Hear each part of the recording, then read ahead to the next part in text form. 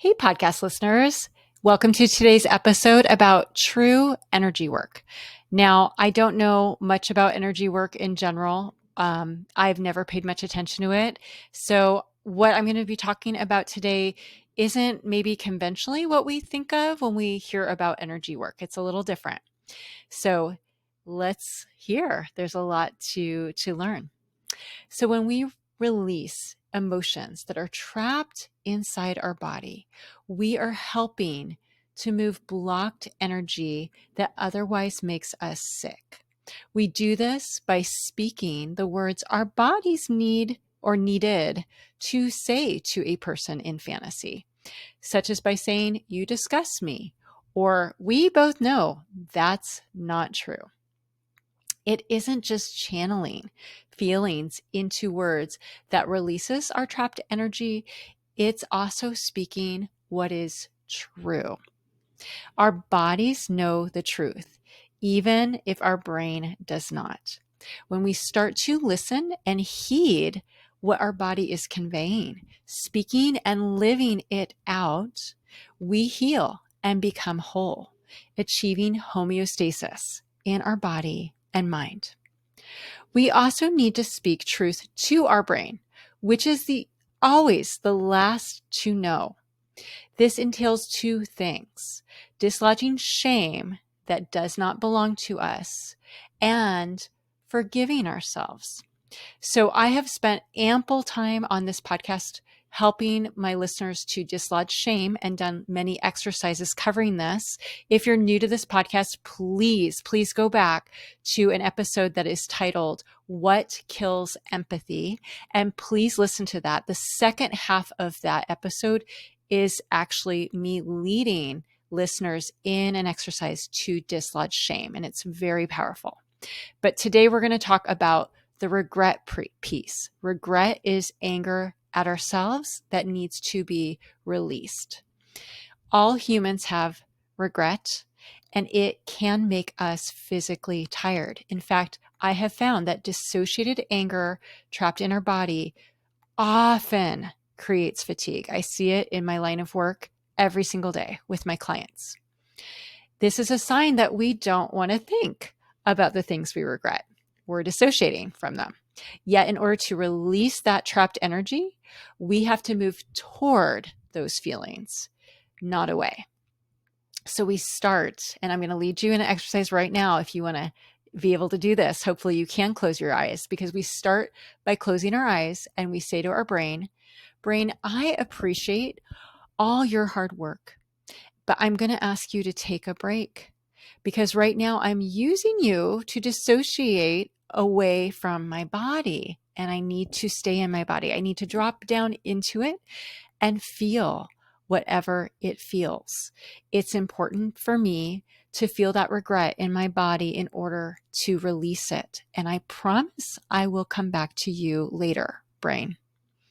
Then we pay attention to what we feel in our body and where. Regret often shows up in the chest, sometimes shoulders, sometimes gut as well.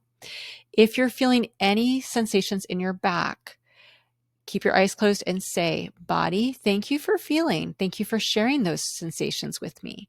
I need you to know it is safe right now to feel our regret, even if it's really intense. We need to feel it right now, and it is safe to do so." And oftentimes, this allows the back to just calm down, because the back is where we dissociate from feelings, and we can now feel them in the front. And again, usually it's the chest and the gut, and that's where it needs to be in order for us to work with it. Next, we check to see if there's history to our regret, if it's echoing something from our past, which it often does. We do this by, again, our eyes are closed. We focus on where it shows up in our body, and we allow our brain to float back to the first time we felt that same sensation in our body. If a memory comes to mind, we explore it, thanking our body and for our mind and body for working in conjunction together to communicate to us. Now, this memory is there to give us context for our current feeling of regret. It's letting us know There's something in our past that is reminiscent of the regret that we're feeling in the present. It was something that we did or that maybe was done to us that is being activated. It's helping us understand why we're having so much regret in the present, because there's an association with a past event that we don't have a distinction for. So often our younger self who lacks objectivity is misrepresenting current events based on her past experience, and she needs us to help her to distinguish between the two. For example, little Bronwyn might be regretting something she said recently to a friend because it reminds her of something that her mother used to say, which was wicked. So my job is to then speak to her or to my body where she abides and say, little Bronwyn, I understand why you're angry at me. I know how hurtful it was when our mom talked to us like that. But I need you to know that the reason I said something that sounded similar to Julie had a very different objective. When our mom used to say those kind of things to us, her objective was to humiliate us. But when I said that to Julie recently, it was not to humiliate her at all. It was to give her very real feedback that could help her. And usually when we do this, this causes an immediate release of that tension in our body. And that's how we know it works.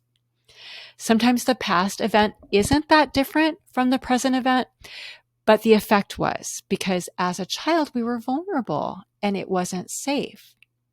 That causes us to overreact in the present. So our job is to let our young self know the difference by saying, little Bronwyn, I understand why you're angry at me and I don't blame you. When we spoke up as a child, it was scary and it was not safe. But now I need you to see that you have me and I am big and strong and I'm going to give you a voice and I'm going to protect you and advocate for you. And so it's a very different day for us. You're no longer alone and we don't ever have to feel scared to have a voice again. One thing to keep in mind is that our young self is not logical and she does not live in chronological time. This means that we often have to apologize to her for things that weren't wrong from a logical perspective, but from her emotional stance, they were. It is always the adult's job to understand things from the child's vantage point and to meet her where she's at. For example, a few years ago, I apologized to my daughter when I realized that I had emotionally abandoned her when she was 5 years old. Now, from a logical standpoint, I had fallen into a very severe depressive episode and I couldn't help but neglect her emotionally. But as a 5-year-old, that didn't matter to her. All she knew is that suddenly her mom was ignoring her out of the blue. And that creates a lot of shame and feelings of rejection for a child. I needed to validate those feelings and to let her know that the shame that she felt as a result of that was a reflection of my deficiency, not hers. Once I finally did this, she miraculously healed as her chronic headaches, stomach aches, and anxiety that she experienced from age 5 to age 19 immediately ameliorated. So her body was at rest, at peace, and it healed our relationship between one another. If we demand that our young self understand us instead of humbling ourselves to understand her, we will not heal. And there will continue to be blocked energy within us, making us sick and tired.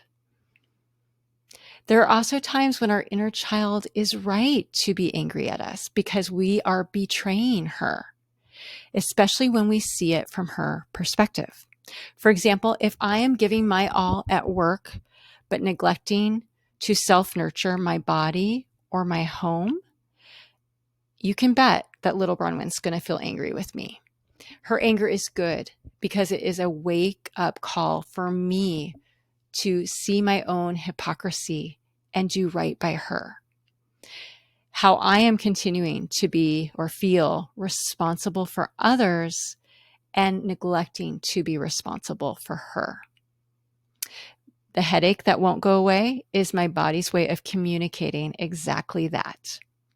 But when I validate her anger and apologize, committing to make her my priority, I suddenly experience relief. I personally experienced blocked energy in my body that kept me from sleeping well for 30 years. Sometimes I would go entire nights without sleep. It was hellish. I tried everything, as you can imagine: CBD, gummies, acupuncture, psychotherapy, yoga, plus every kind of pharmaceutical under the sun.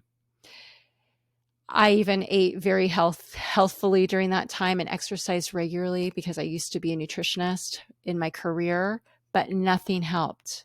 Nothing. It wasn't until a few years ago that that energy started to be released in me when I woke up to the fact that my entire adult life, I had been betraying myself by maintaining a relationship with my father who was abusive. The energy started moving when I finally connected to my anger and felt it and allowed myself to feel it for my dad, for his abusive behavior, holding him accountable by documenting the things that he had done, and finally giving him an ultimatum to either apologize and become a safe person or no longer have the privilege to be in my life. It wasn't until I started connecting to the anger trapped within my body that I was able to sleep like a baby and discontinue all my medication. In retrospect, I see now that my insomnia was most acute at the times when I was in the most proximity to my father. Of course it was, because those were the times that I was most acutely betraying myself. Sometimes we release blocked energy through words and sometimes through actions, but always in ways that lead to truth and move us closer to living in reality. I recently learned that the word spell in English is a German word that actually means story. This makes so much sense. When we say that someone is under a spell, it means they are under the influence of a false narrative, an untrue story. Knowing and living in the truth is how we break the spell that we're under. And we do this by aligning with our inner child who abides in our body. This is how we rescue ourselves, by integrating with ourselves and with the truth, bringing our whole life into alignment. Thank you for listening today. Please share this with a friend. Please give me an awesome review and please subscribe to this podcast.